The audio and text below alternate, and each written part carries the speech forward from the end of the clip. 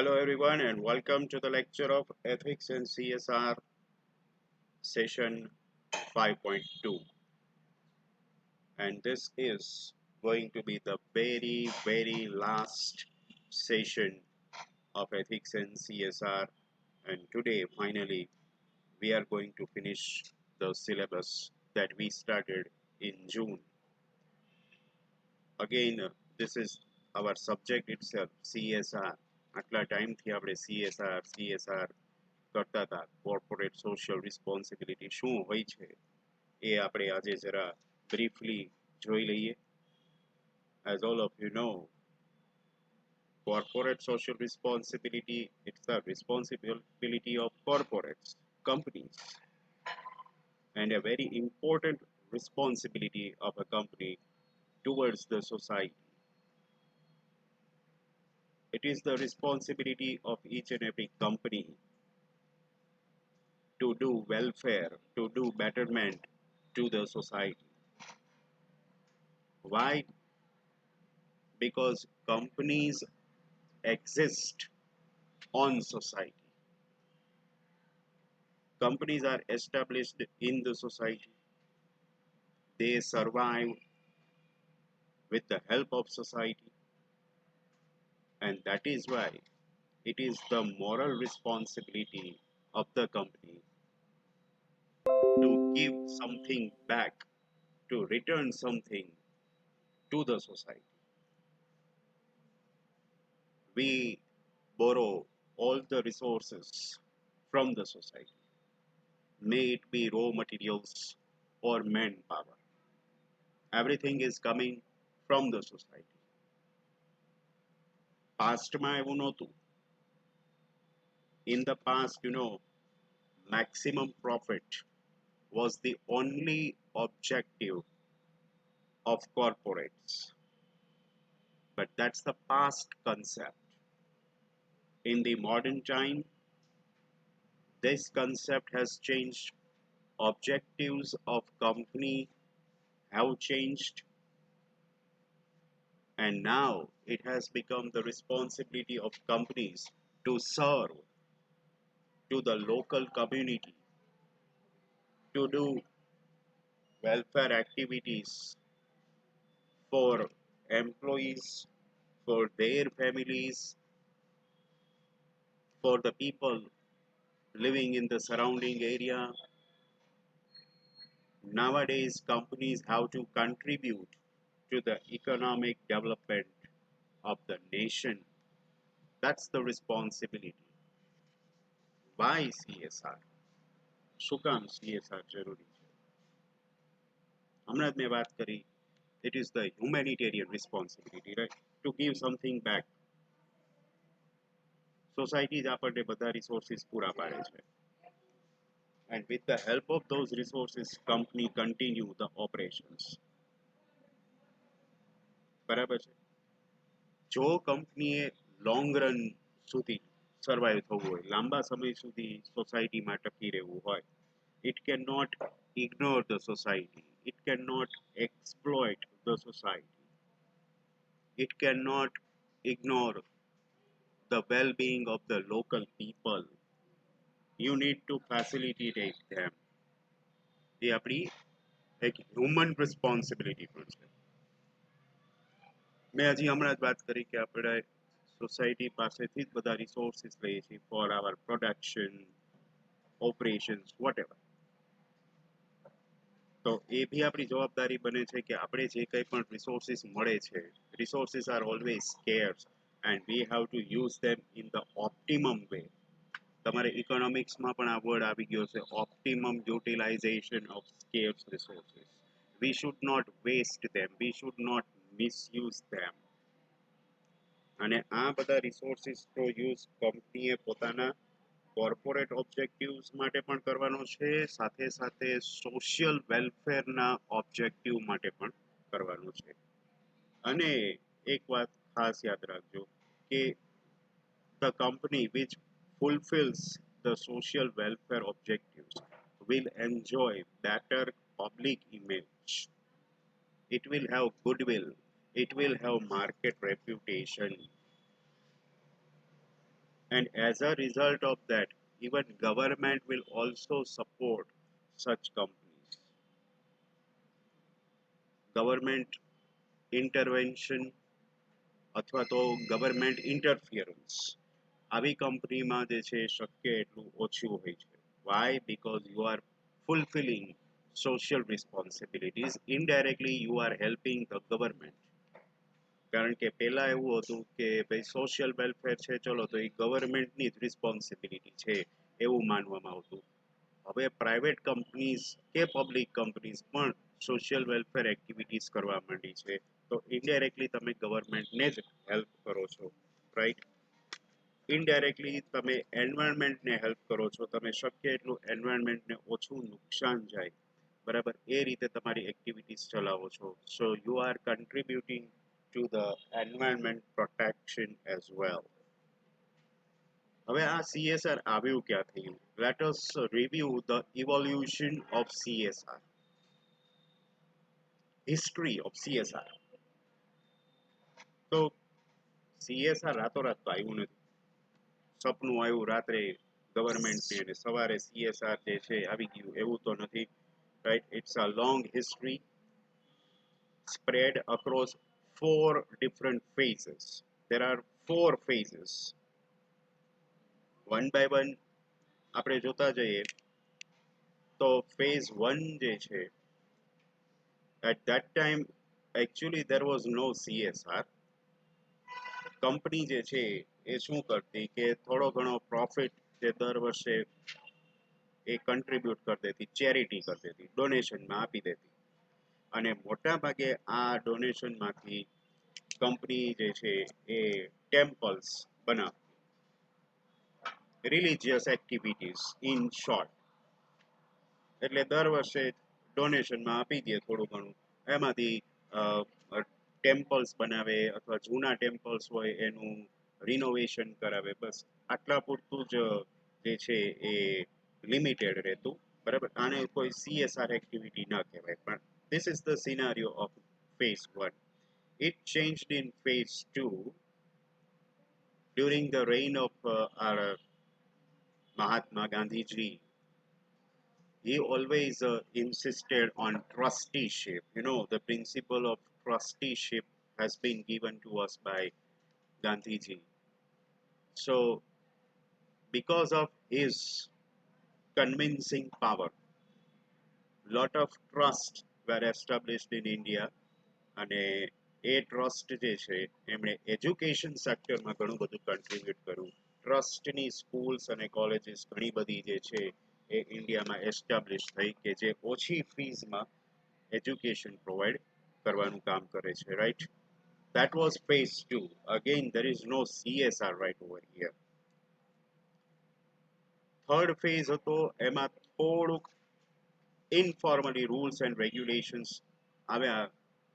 ગવર્મેન્ટે 1956ના જે companies act છે એમાં આ બધા નોર્મ્સ આપ્યા કે ભાઈ કંપની છે તે એણે બી સોશિયલ વેલફેર એક્ટિવિટી કરવી જોઈએ.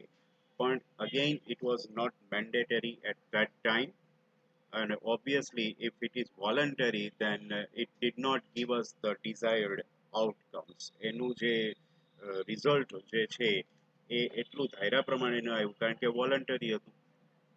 હવે કંપનીનો જે મેઇન પર્પઝ હોય ને to earn maximum profit anyhow એ હોય, અને એમાં તમે એમને વોલન્ટરીલી કહો કે તમે થોડું ઘણું સોશિયલ વેલફેર પાછળ બી ફંડ આપો, તો કોઈ કંપની આપે, કોઈ ન બી આપે. ન આપે તો તમે એને ફોર્સફુલી ન કહી શકો, બરાબર છે? એટલે વોલન્ટરી એક્ટિવિટી કોઈ પણ હોય ને એમાં મોટાભાગે કંપનીનો રિસ્પોન્સ ઓછો જ હોય છે. That was phase 3. But phase 4 was a revolutionary one. A very remarkable changes occurred during phase 4.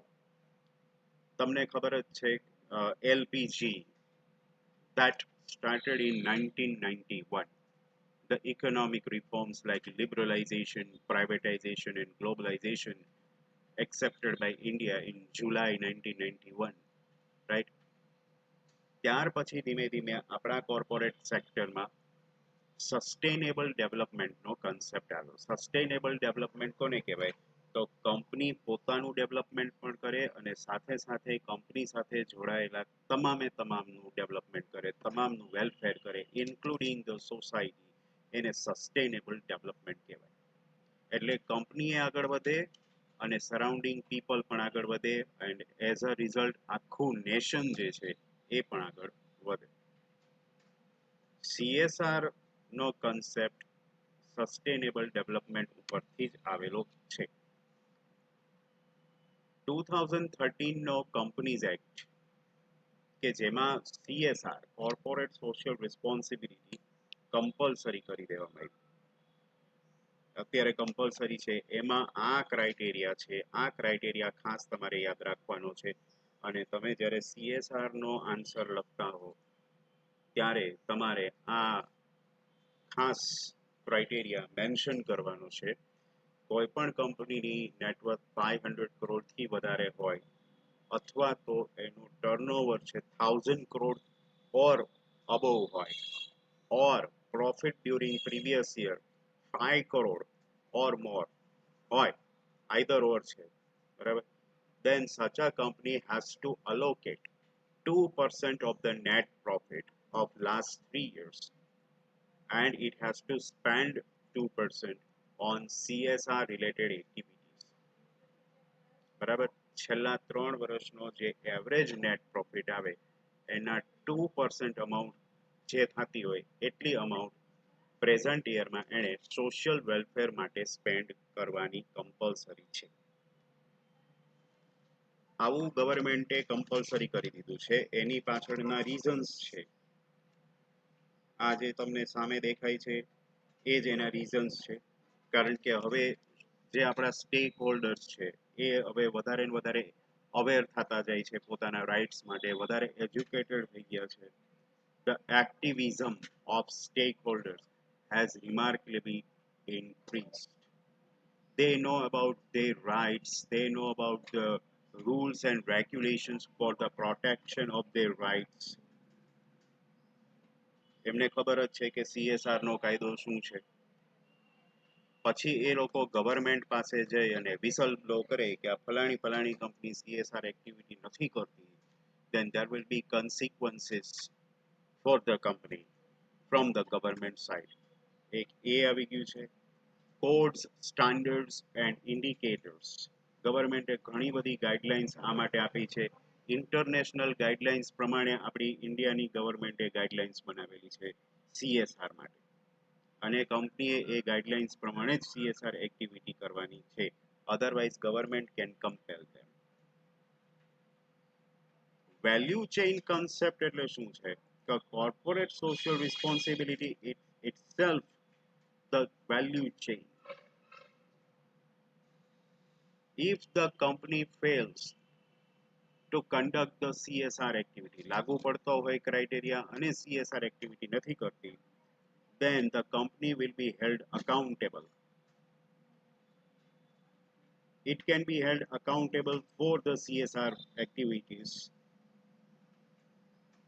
with special reference to suppliers, environment, or labor or workers, and human right practices. બીજું કે company જે કંઈ પણ CSR activity કરે છે એનું પૂરેપૂરું transparency સાથે પોતાના એન્યુઅલ રિપોર્ટમાં એનો અલગ સેક્શન આપી અને રિપોર્ટિંગ પણ કરવાનું છે. કોર્પોરેટ ગવર્નન્સ છે એ પણ CSR એક્ટિવિટી સાથે કનેક્ટેડ જ છે. કારણ કે CSR એક્ટિવિટી કરવી તો એક આખો ડિપાર્ટમેન્ટ જોઈએ, બરાબર છે. CSR activities have begun to stress the need of board of directors to get involved in a decision making process. Investors તરફથી પણ પ્રેશર છે કે કંપની પોતાના રિપોર્ટિંગમાં પૂરેપૂરી ટ્રાન્સપરન્સી જાળવે, એક કોન્ફિડન્સ બિલ્ડઅપ કરે, ઇન્વેસ્ટર્સ અને કંપની વચ્ચે એક ટ્રાન્સપરન્સી મેન્ટેન કરે. And investors are also expecting the company to follow CSR practices properly so that the trust, mutual trust between investors and company can be continued.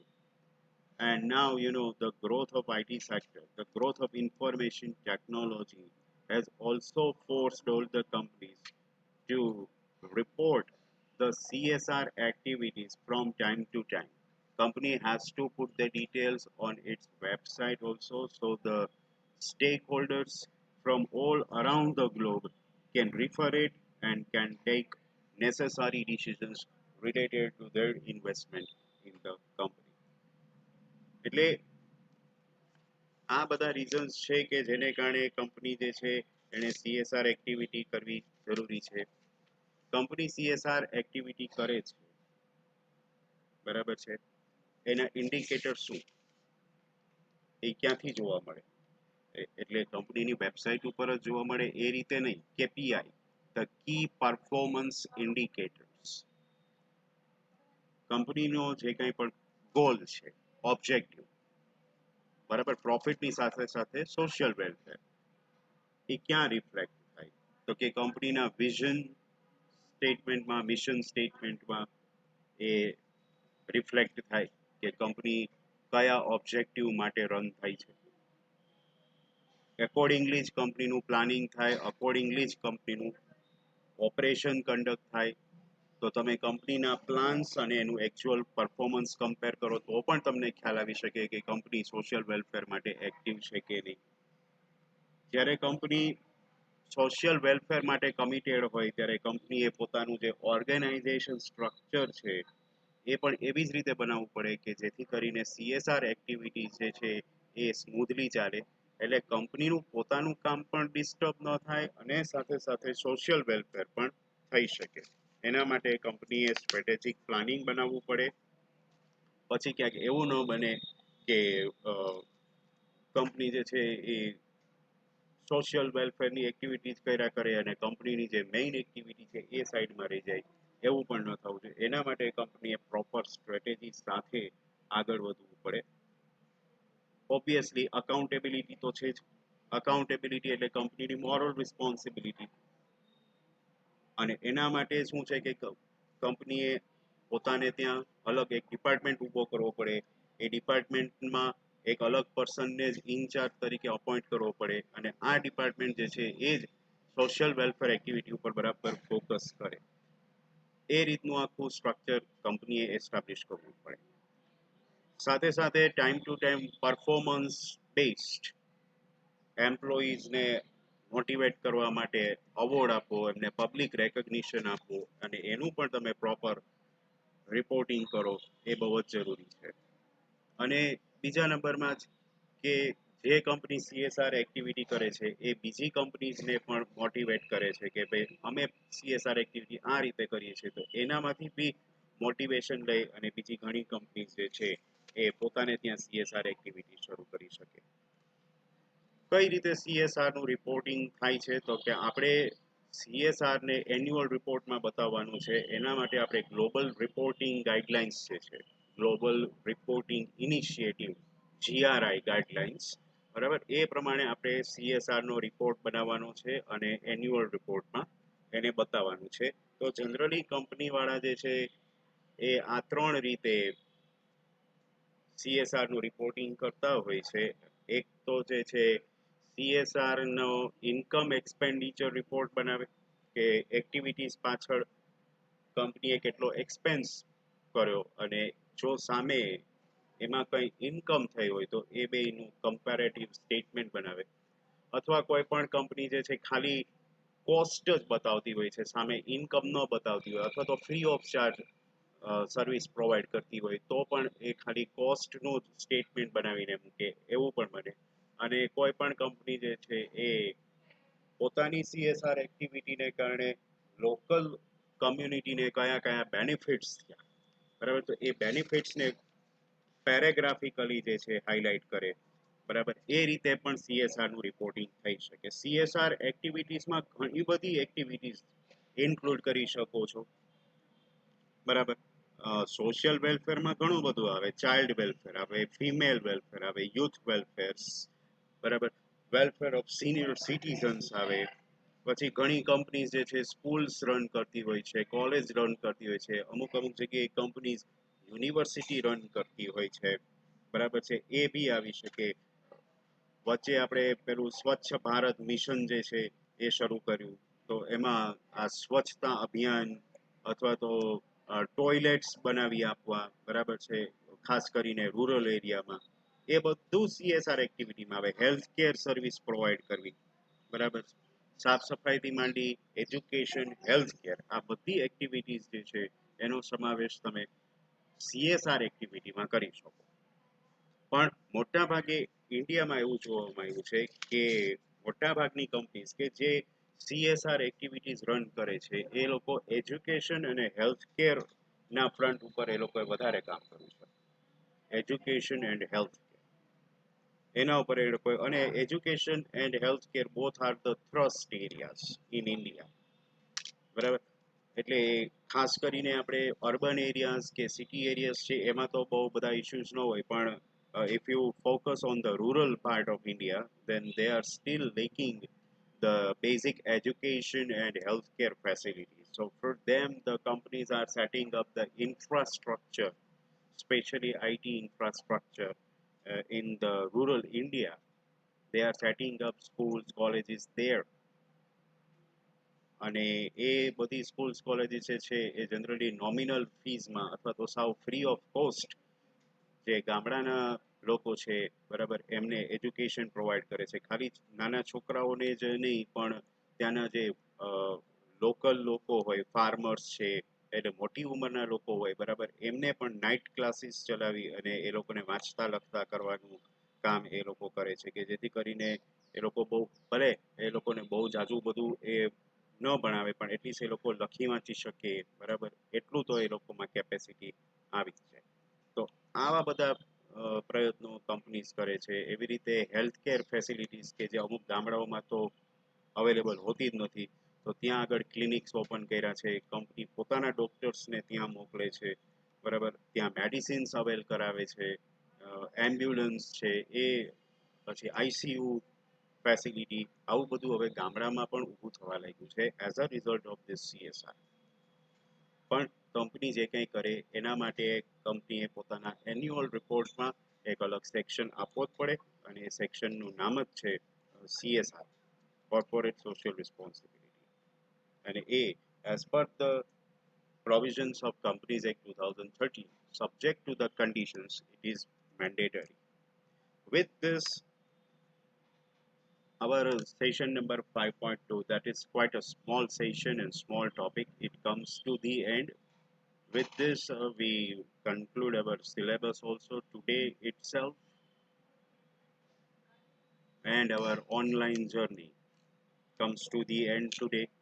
We have finished both the subjects online for the first time ever in the history. The whole term went online. Okay, work hard on various questions, prepare them properly, practice all the sums of direct taxes. Now we will meet again in SEM 6. Don't know whether it will be online or offline or whatever is the mode of education, but we will definitely meet for the subject of tax planning and management at that time. Till then, see you all. Goodbye, guys.